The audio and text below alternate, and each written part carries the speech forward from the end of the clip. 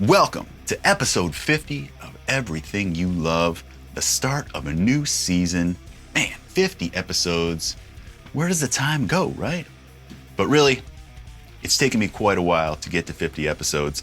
I just took a look and the first episode debuted in September of 2019, so really it's taken me more than 5 years to get to this place with the show. But I'm not stopping now. As long as you guys keep watching, I'll keep the series alive.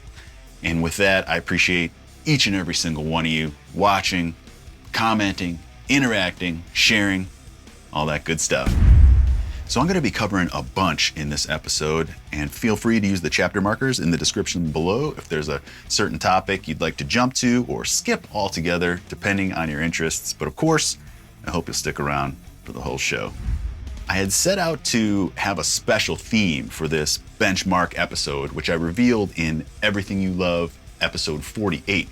So let's go back for a sec and watch a short clip from that. This is episode 48 of the Everything You Love series. Oh, so upcoming, I meant to mention this earlier, but episode 49, I have a special guest that I just set up, but we're not going to film the episode until just after the new year. And finally, episode 50 will be coming up after that, and it's got to be a special one, and I'm already planning, and I can tell you what that one's going to be. I'm going to take you through the stories, whether it's a longer story or just a funny short thing about meeting all of my idols. Just the fantastic pleasure and honor I've had in this musical career journey that every band I grew up loving, I've now had the pleasure to meet or hang with. So when I mentioned Dime before, I'm going to talk Dime stories, which I've told before, but I'll tell them again for those who haven't heard. But everybody from Dime to Hatfield and everywhere in between, all the guys I've met in the cool ways as part of this life that I've been blessed with. So that's coming up in Everything You Love, episode 50, 2 from now, where I'm going to chronicle all my meetings with all my idols and how special that's been. So I've been mentally preparing for this episode for months now. I even had this grand plan to have all the stories I was going to tell animated. Have you guys ever seen a show here on YouTube on the Loudwire channel called Epic Rock Tales? It's this cool thing where famous musicians tell stories, and this amazing artist named Chris Facqueri, maybe that's how you say it, draws like these cartoon reenactments of the story so that you can get a visual along with whatever they're talking about. The first one I saw was Jason Newsted telling a story about Metallica getting darts thrown at them on stage, and then the bouncers finding this guy and pummeling him. I was so impressed by the animation style and just the concept of that whole thing in general that I hunted down the artist, Chris Facqueri, reached out to him and asked if I could hire him. At the time, my band The Elite was about to release our debut full-length album, Total Destruction, and I knew that I wanted to come out with an animated video for our first single. So I had no idea how the whole process would work or anything like that, but I came to find out that digital animators like this charge by the minute, so it's like on a per minute basis. And I don't remember exactly what we were quoted right now, but I want to say it was something like $2,000 a minute, which was mind-blowing. I came to find out that there's obviously a ton of work that goes into these things and that can warrant that type of price tag, but needless to say, the guys and I in the band chose our shortest song to have him do, and that ended up being track 2 off our Total Destruction record, a song called Weightless. Weightless from the depression, bearing down, just a reflection in the eye of God. Anyway, it turned out awesome. Chris did a fantastic job, and it was everything we hoped it would be and more. But now back to me wanting to animate every story from this video you're watching right now. I knew I didn't want to pay somebody $2,000 a minute to make this thing happen, especially because the stories I was going to tell would probably take like at least 10 or 15 minutes. But, you know, thinking about it, how cool would it have been though to see like an animated version of Dime, you know, as I'm telling the story of hanging with him. So that would have been awesome. Anyways, I decided to look into it a little bit, and I went on a couple of those sites like Fiverr and Upwork, where supposedly you can hire like freelance people to do whatever you need them to do. So I found a couple of these digital artists and I reached out to them, and I never heard back, which is probably a good thing because it all just like started dawning on me just how intensive and expensive of a challenge this whole thing would be. And I really just started second guessing the whole theme of this video altogether. I don't know exactly why, other than the potential costs and challenges, but part of it was because I know I've told a lot of these stories in one way or another over the course of this Everything You Love series, and maybe I just didn't want to like repeat myself. But just to quickly reiterate, all my childhood heroes, Metallica, Megadeth, Slayer, Sepultura, Cannibal, Morbid Angel, Diamond Vinny, I've met and shared the stages with all of those guys, and it's just a completely surreal thing. I mean, I've played through Jeff Henneman's rig, on his guitar, through his wall of amps while we were on tour with Slayer. I played Peace Cells on stage with David Ellefson, and Ellefson's the reason I have a guitar DVD. He set me up with that. Crazy. I made an album with Chris Barnes. Can you believe that? It's truly a testament, all of that, to this whole thing. You just never know what's going to happen in life. It's wild. And this amazing career that the Chimaira guys and I have shared together has been just an honor and a privilege. And we have so many of you out there to thank for it. But anyway, not all is lost with my original idea for this video, because my dad, Rich Arnold, happened to see Everything You Love episode 48, where I was talking about doing this episode right here. Anyways, we're hanging out one night, and he tells me that he's got some cool stories, that he's met a couple big rock stars in his life, you know? So my dad's always loved classic rock and rock guitar, and that type of music was always around when I was growing up. He and my mom were always super supportive of me pursuing music, and so I owe a lot to them, and certainly wouldn't be here without them, you know, in more ways than one, I suppose. Anyways, let's check out some of his stories and hear about the Cleveland music scene back in the 1970s and beyond during a chat that he and I had just the other night.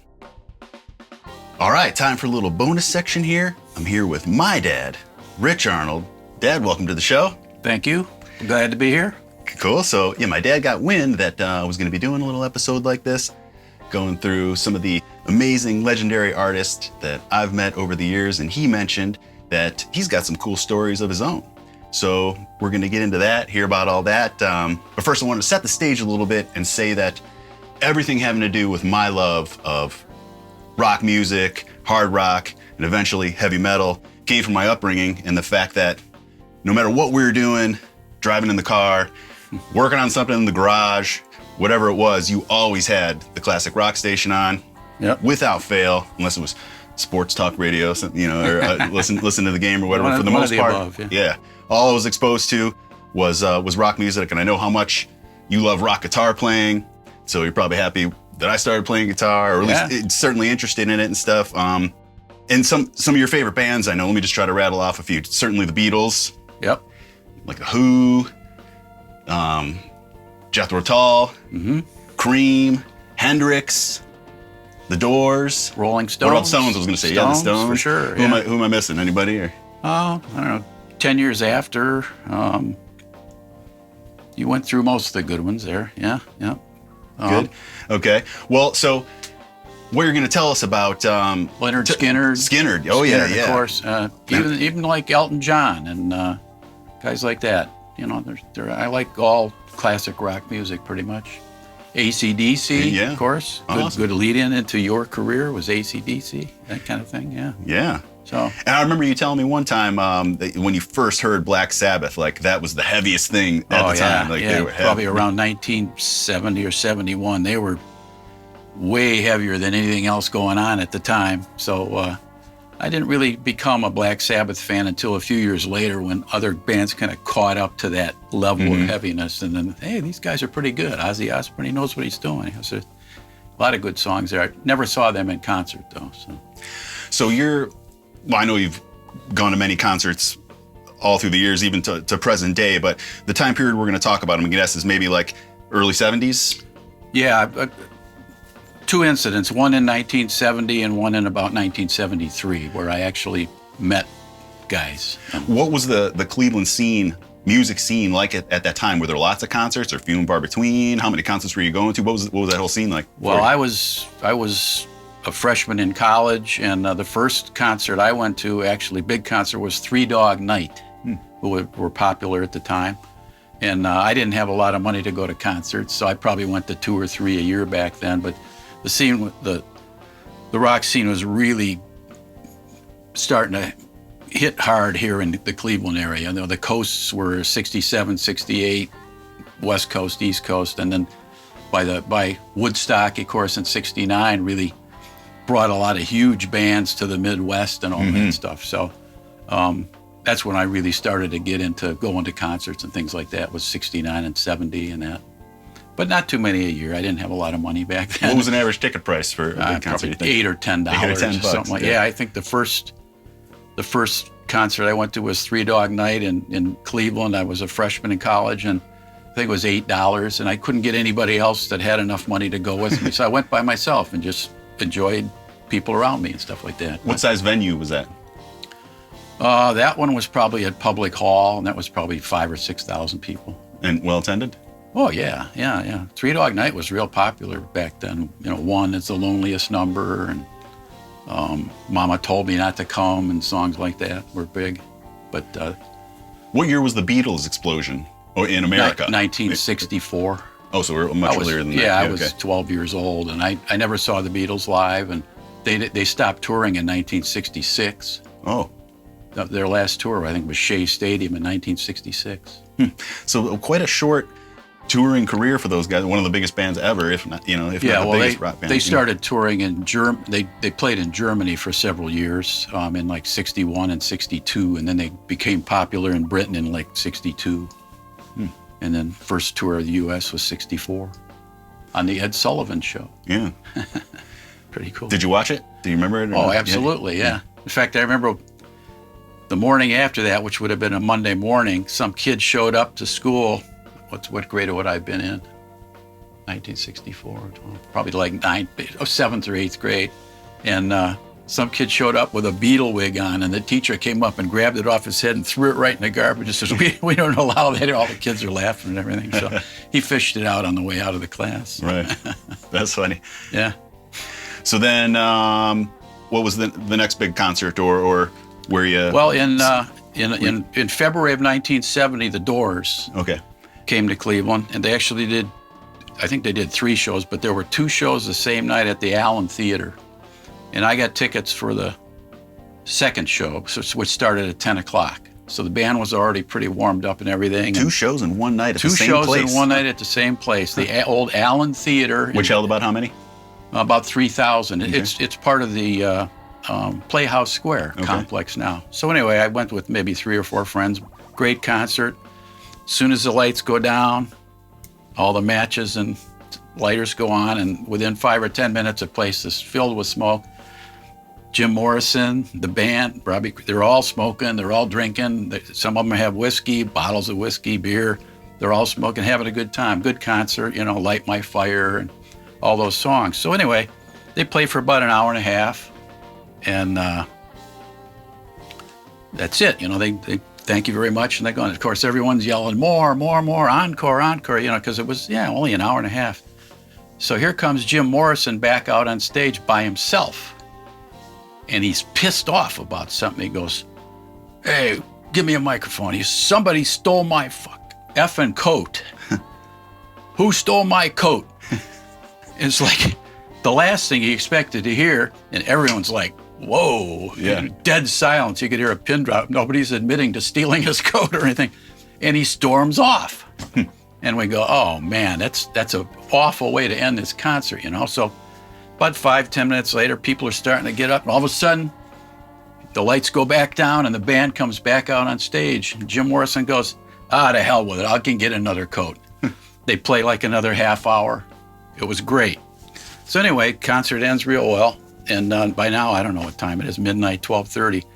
My buddies and I say, maybe we can meet the band afterwards. So we went around behind the building, the Allen Theater. There's a big Mercedes limo parked there. And we say, let's just hang here for a few minutes. Sure enough, about 15 minutes later, the band comes out the back door I walk up to Jim Morrison. There were no security guards or anything, or they didn't bother me. I was a little guy. I shake Jim Morrison's hand. I go, "Great concert, man." And he was wearing a coat, so he must have found his coat. So that was the first really famous guy I ever met in my life, was Jim Morrison. And the bad news is he was dead a year and a half later. Mm-hmm. He died in Paris. And what a shame. He was 27 years old. So. And was it cool when you guys shook hands and stuff? Yeah. He didn't say much of anything. Just thanks. I just said, "Nice concert, man." Yeah. So that was cool. So that was like the first time I met anybody really famous at the time. So. And then they played again the next day. Apparently as well, but so. Yeah, because I just went online yesterday and looked and see what the date was and everything. So I could tell you it was February 13th, I think, 1970. And it said on there that they played 2 shows that night. And I know I went to the late show because a buddy of mine went to the early show. And they played the next day again, too, because there was such a demand for tickets that they were still in town. They put a 3rd concert on the next day. Can you imagine that? That's awesome. Yeah. It's like having a little residency or something. Exactly, yeah. So I don't know if you know, Jim Morrison got in trouble down in Miami for exposing himself, and he was in and out of jail, but that was a little bit after the time I saw him, and then he ended up in Paris, and then yeah, good thing I was in that show. Yeah, but Doors were really popular then. Yeah. Big time, out of LA, yeah. So what album were they on? Do you know? Oh, boy. So you said you heard like Light My Fire and stuff? Oh yeah, all those famous songs and everything. They had probably put out 3 or 4 albums by then. I mean, I think they started in LA in 1967, but you didn't really hear about them in the Midwest. It was a big deal back then. Coastal versus Midwest. The West and East Coast were way ahead of us as far as music, drugs. I don't know about alcohol. I think we probably were ahead of them in alcohol consumption in the Midwest, but things didn't migrate immediately like there's no YouTube or anything like that. Of course, yeah. 15-year-old kids in Cleveland didn't even hear about the Doors until who's that on the radio, Yeah. I can remember the first time I ever heard a song by The Who, and it was Happy Jack by The Who, and it was a funky little song, and who does that, And after the guy goes, "Well, that was Who." I go, "Yeah, who?" Like, who was that? Nobody ever heard of The Who. I talk to my friends, "Have you ever heard of The?" No. And that was like 1965 or something like that. It is kind of they were an already odd name. Huge in England for a couple of years. Have you ever heard of any explanation of why they went with that band name or how it came about? No, I really haven't. No. Because it is kind of an odd choice. Yeah. The Who. The Who. The Who? I saw them in concert. Your mother and I saw them in concert probably in 1990 or something like that. I can remember sitting in the upper deck, and they had some opening band that wasn't very good. And during an intermission of the opening band, some guy behind me goes, "You guys suck! Bring on The Who!" It was just perfect timing. It was kind of quiet, and everyone just laughing. I think they did one more song, and then The Who came on. So it was good. It can be tough being an opening band for a monster band that everybody wants to see. Yeah. All they want to do is get past you and get the big band on there. Yeah, right. So was that one in Phoenix, or were you in Cleveland? That was here in Cleveland at the Q at the time. It was probably just open, so maybe it was like 1995 or something like that. Saw The Who there, so saw the Stones there too. So yeah, and you saw Pink Floyd at where the Indians play, yeah, right? that's Or right. Yeah, the I saw Pink Floyd in 1994 with Mike at the outside at the Cleveland Stadium on a Memorial Day, and boy, was it cold that day. Oh, yeah, that was bad. But I didn't meet any of those band members. So who was the other guy? The other concert. I was a big Jethro Tull fan. I loved the album Aqualung. Yeah. And Locomotive Breath was a good song. So I went to see him in like 72, and there was a great concert. And then in 73, I went to see him again at Public Hall, and that held about 6,000. So I went with about 5 friends. We're in the upper balcony, on the second row of the upper balcony. And one of the guys, great concert, one of the guys I was with was pretty messed up on lewds and whatever else. And he was barely conscious. At one point, he almost fell out of the balcony down onto the below. So anyway, we agreed, concert's over, we agreed to meet. Somebody had to go to the bathroom. We said, okay, we'll meet right outside this door in 10 minutes, okay? Big building. My friend John's not there. You know, we're going, oh man, where is he now? So we walked all the way around the building, walked all the way around the building again. Now we're like 45 minutes after the concert, and all of a sudden we see our buddy John. So we hook up, we're going back to where we parked, and all of a sudden out the side door of the building, here comes Ian Anderson and the band. So this time I did the same thing I did with Jim Morrison. I just walked up to Ian Anderson, shook his hand, and this time he goes like, wow. Like he looked at his hand like I was the famous guy.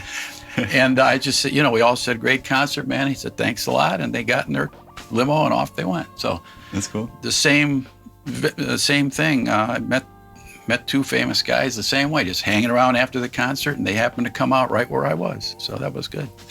So. Yeah, that's cool. I remember you'd mentioned Ian Anderson past few months, and I said how he's still doing stuff. He just did like a guest spot on a band I listen to, Opeth, Oh, okay. and we've toured with. You may have seen at shows we played and stuff. Yeah. So, but yeah, he just did a guest spot, some jazz flute or something. Yeah, what was the deal that they got some kind of award for being a heavy metal band of the year in like the 90s or something? Oh yeah, they were never considered heavy. I mean, the guy played a flute, for God's sake. I don't know the exact details, but it was the year that Metallica was up for a Grammy for, I think, for Enter Sandman, which is their hugest song, and one of the off the Black album, which is one of the biggest selling. I think it is the biggest selling metal album of all time, and certainly one of the biggest selling albums of all time. And at that time, it just exploded, and they thought the Grammy was a shoo-in and stuff. And all of a sudden, Jethro Tull shouldn't have even have been in that category No, really. for best like metal or whatever performance or whatever won it. And then so that was real disappointing for them, and they joke around about it. And I think they came back and won it the next year. Then after okay. and I think there's a famous thing, as Lars, the drummer of Metallica, is accepting the award the next year. He says, "Well, the first person we'd like to thank is Jethro Tull for not putting out an album this year, or whatever, right. something Giving like that. us a chance. Yeah, exactly. So Yeah, I it's- mean, I was shocked when I saw that. I don't even know what year that was, but how in the world could Jethro Tull ever be considered a heavy metal band? I mean, they did Aqualung, Thick as a Brick, a couple other albums. Bungle in the Jungle was kind of a song I never really cared for, but yeah, I really liked them. yeah, that jazz flute stuff is awesome. I mean, Oh yeah, he was good. He was kind of a quirky guy. I read a story once about him where he had this big mansion. This is Ian Anderson of Jethro Tull. He had this big mansion in England, like a lot of the guys do. And he had a friend come over, and he was a real practical joker. And so the guy was complaining. I guess Ian Anderson had a big dog or something like that, and the guy didn't really like dogs. So anyway, while the guy was off drinking, Ian Anderson picked up some dog shit and put it in the guy's coat pocket, so that when he left, he had dog shit in his Great coat friend. pocket. Yeah, and was to get back at him for kind of dissing his dog. those are the pranks that go a little too far. I think I mean, Yeah, yeah. yeah, It was Jim Morrison's jacket. yeah. So I have. You asked about other bands I had seen. Sure. I kind of jotted down a few bands because at this stage of my life, I forget a lot of stuff. But I've seen, Joe Walsh. All right. Yeah. Joe Walsh, local guy. He played at I went to Avon Lake High School. He played at my after prom in February of 1969, before he became anything famous at all. He was, he had put out Funk 48 and Funk 49, and nobody knew who Joe Walsh was, but he played in the bowling alley where we had our after prom. He does What Would You Do? Right? If I sang. No, that's Joe Cocker. Joe Cocker, all right. Joe my bad. Cocker, yeah. And So he did- what's a big Joe Walsh one then? Well, Joe Walsh was a member of the Eagles for the last 15 or 20 years, so Hotel California. But Oh, for the last 15, 20 years of the Eagles. yeah, but I mean, okay. Yeah. he did Life's Been Good to Me Oh, so okay. far. Right on, That right was on. a Joe Walsh single and that kind of stuff. And Ordinary Average Guy. yeah, I've heard all those. He's had a lot of great songs. He has a good career. So Didn't make that connection to the Eagles. Okay. let's see. 10 years after I mentioned Iggy Pop and the Stooges. I don't know if you're familiar with them. They were kind of a I know the name Iggy Pop. heavy band. They were at that. I went to Goose Lake, big outdoor festival about a year after Woodstock. It was in Michigan. There were 200,000 people there, whole weekend there. So Iggy Pop was there. I've seen ZZ Top. Cool. Mountain was at that Goose Lake Festival. I've seen Led Zeppelin. Your mother and I saw Led Zeppelin in 1975. Cool. Of course, Joan Jett, Slipknot, Guar. Putting Joan Jett next to Slipknot and Guar. Bad Company and Lynyrd Skynyrd put on a pretty good show together at Blossom. I've seen Queen. I've seen the Moody Blues. ZZ Top. Elton John. Who'd we see at Eric Blossom the one time? Santana. We saw Santana. Yeah. At Blossom together. Yep, that's right. One time? Saw Santana. Yeah. Anyway, I've seen some pretty good acts over the years, but only met two of the guys. So. Well, cool. Yeah. Yeah. So, and then I guess I'll wrap up by reiterating that, you know, my guitar playing and the fact that you liked lead guitar and in rock playing and stuff. You never said no for any guitar stuff I wanted over the years, even recording stuff, which now I do every day. All these productions, everything, working with audio production and stuff. I remember a time where I wanted to get this new cutting edge at the time mixing board. It was called the Yamaha MD8.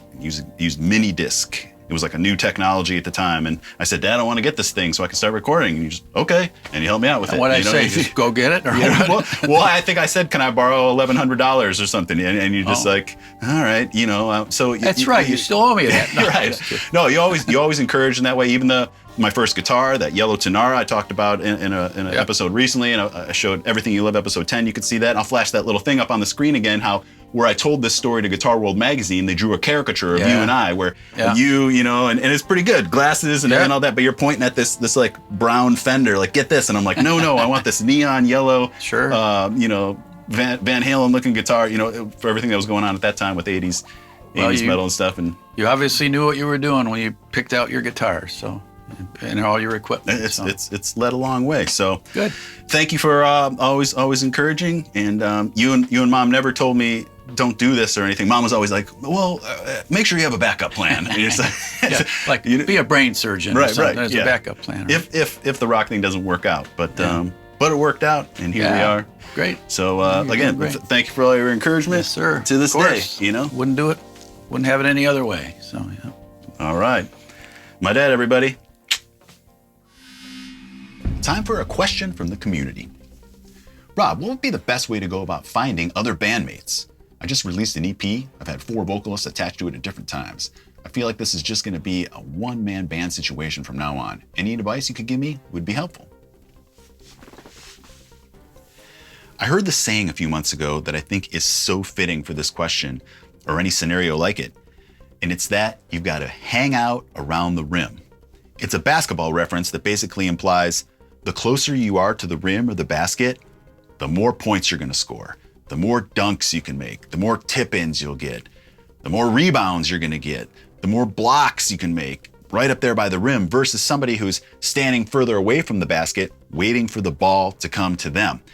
So in this case, if you want to meet other like-minded musicians to jam with, then just get in there and network. Go to as many local shows as you can. Talk to people, hang, be cool, personable, confident, and just even something as simple as wearing more band t-shirts around town, you know, could provoke some conversation that may not have happened otherwise. Hang out in local music stores, just be around it. If you're just waiting around for something to happen, it's probably never gonna happen. So you gotta go and get it. I hear guys say all the time, oh, there's nobody in my neighborhood or my area or whatever who wants to jam. There's probably lots of guys thinking that, and none of them are probably going out and network and finding each other. So again, don't wait for it to come to you. Go out there, find it, and get it. This is cool as hell. A Countdown to Extinction album signed by the entire band. A friend just sent me this, and I'm not much of a collector or really guy who's like into getting autographs and stuff like that, but this is super cool. It put a smile on my face right away, just having my favorite Megadeth album from my favorite era with my favorite lineup. Very cool. Thank you, Josh. He also sent along, he knew I was a big Megadeth fan, and you know, he also sent along this, which is like an edit or some master or something like that. Almost Honest. I'm not familiar with this song. It's off the Cryptic Writings record, which I'm not really familiar with. I kind of stopped listening after Euthanasia. But these like one-off things, Chimaira would get these when we'd have like a master or a single master. It's like kind of just like a special, just super rare disc. There's probably a handful of these on Earth, you know, so just something that's really cool. Signed Megadeth stuff, got to find somewhere to display these around the stooge, you know? All right, so the last thing I wanted to talk about here was something from one of my recent videos that I put out talking about how to get like riff and songwriting ideas and inspiration. And in that video, I used a certain riff as an example. It was a song called Bills from a band called District 5. And there were some comments from guys asking, where can I hear this song? How can I find out more about District 5? And, you know, they're an older local Strongsville, Ohio band where we're from. So their stuff, they're not active anymore. They're not on Spotify or not even on YouTube. I tried to look myself. But because District 5 is a very special band to me and heavily intertwined in Chimaira history, I'm really excited to talk about this. So let's rewind back to the mid-1990s. Our little town of Strongsville, Ohio here had a thriving heavy music scene. Arnold and I, the youngest of the crop, played together in a band called Sanctum. Mark Hunter and Jim LaMarca played in a band called Skip Line, along with Ben Schigel, who was the owner of Spider Studio and future Chimaira producer. And then there was another band called District 5. Todd Bell, who many of you know that name because of all his Chimaira history, sang and played guitar in District 5.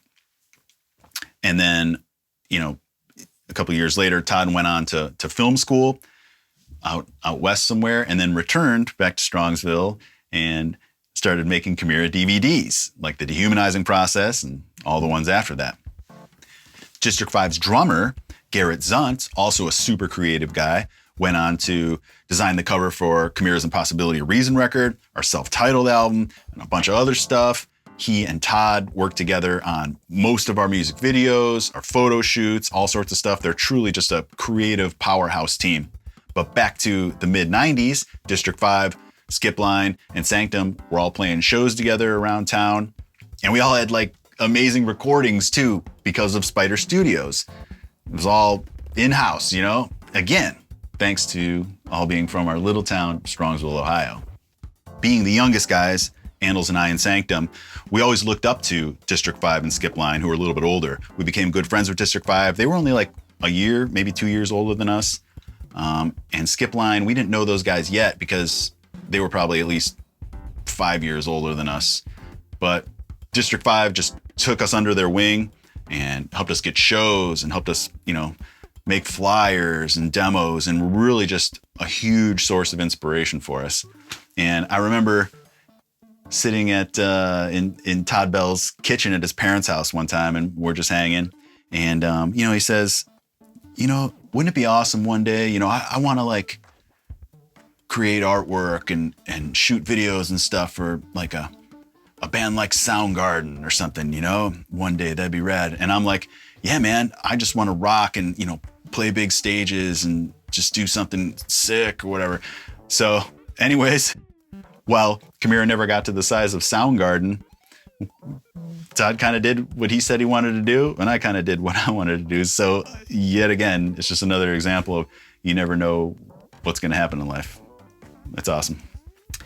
Anyway, for those interested, I'm going to close out this episode by playing the song Bills by District 5 from their 1996 album Leap Year. And keep in mind that this is a 30-year-old recording from a group of like, you know, 17 and 18-year-old guys. I'd say their main influences at the time were bands like Deftones, Rage Against the Machine, Downset, so you're definitely going to get vibes like that. But Leap Year and their other couple albums were huge influences for me during that time, and I still enjoy their albums today. They're awesome. At least I think so. I hope you guys will enjoy Bills. So thank you, everybody, for watching. I appreciate all of your support so much over these years. Cheers to 50 more episodes of everything you love. I hope to see you on the next one. Peace.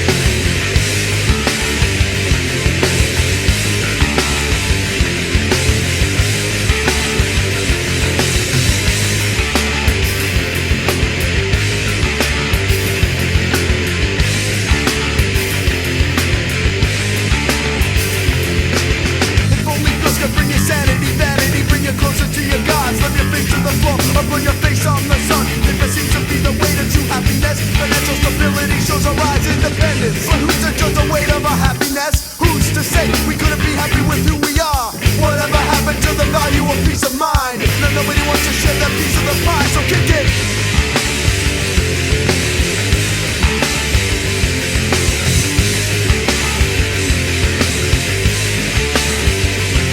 Drop down.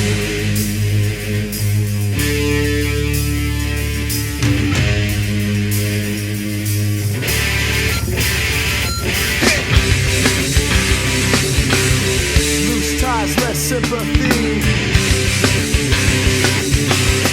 We try to hide it. Loose ties, less sympathy. We try to.